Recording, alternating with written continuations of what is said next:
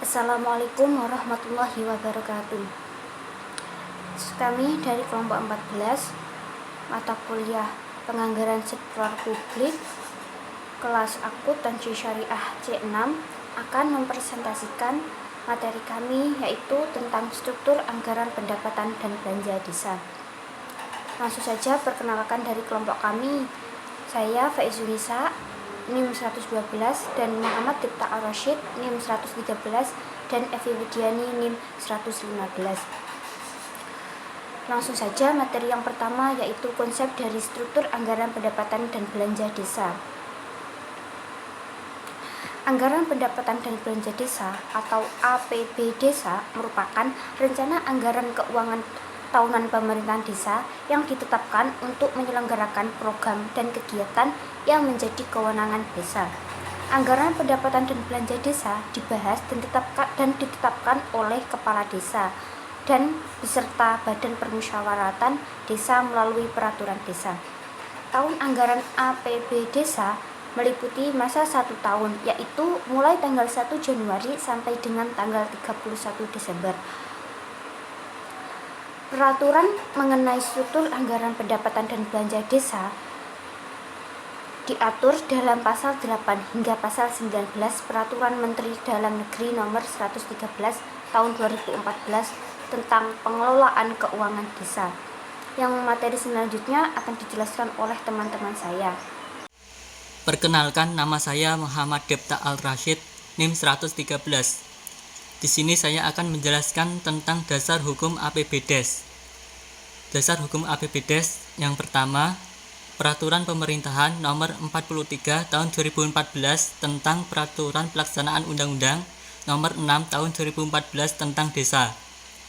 Kemudian yang kedua, Peraturan Pemerintahan Nomor 60 Tahun 2014 tentang Dana Desa. Selanjutnya, Peraturan Menteri Dalam Negeri Nomor 113 Tahun 2014 tentang Pengelolaan Keuangan Desa. Selanjutnya, Permendagri Nomor 20 Tahun 2018 mengatur pengelolaan keuangan desa. Yang terakhir, Peraturan Menteri Keuangan Republik Indonesia Nomor 190 PMK 07 2021 tentang pengelolaan dana desa. Untuk materi selanjutnya yaitu struktur APBDes, yaitu terdiri dari yang pertama pendapatan desa, yang kedua belanja desa, terus yang ketiga pembiayaan desa. Untuk yang pertama yaitu pendapatan desa. Pendapatan desa meliputi semua penerimaan uang melalui rekening desa yang merupakan hak desa dalam 1 tahun anggaran yang tidak perlu dibayar kembali oleh desa. Pendapatan desa bersumber dari yang pertama pendapatan asli daerah, yang kedua alokasi anggaran pendapatan dan belanja negara atau dana desa, terus yang ketiga bagian hasil pajak daerah dan retribusi daerah kabupaten atau kota.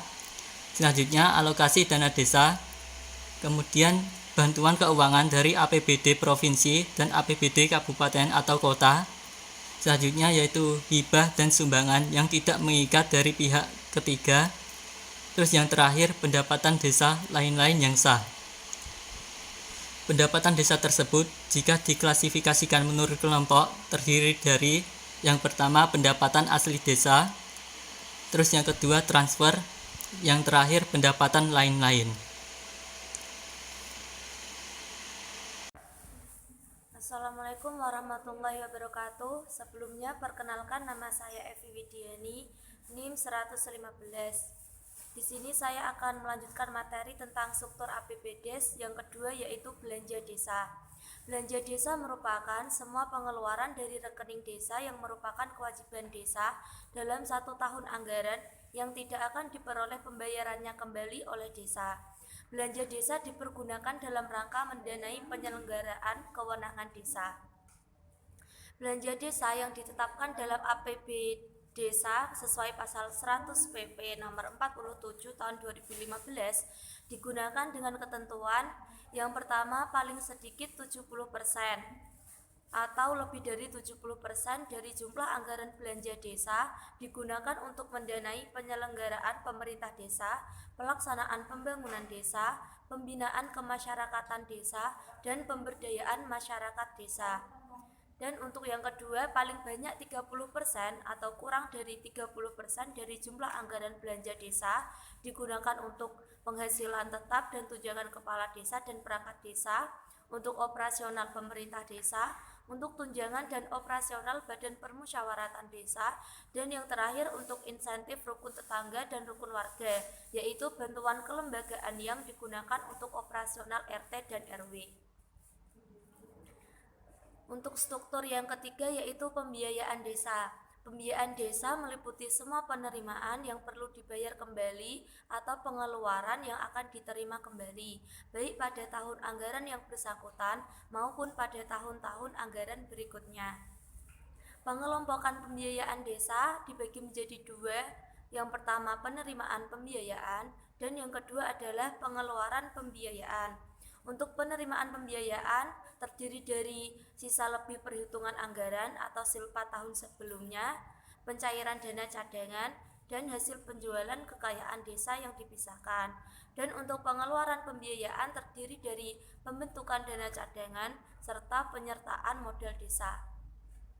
Itulah yang dapat saya sampaikan. Mohon maaf. Wassalamualaikum warahmatullahi wabarakatuh.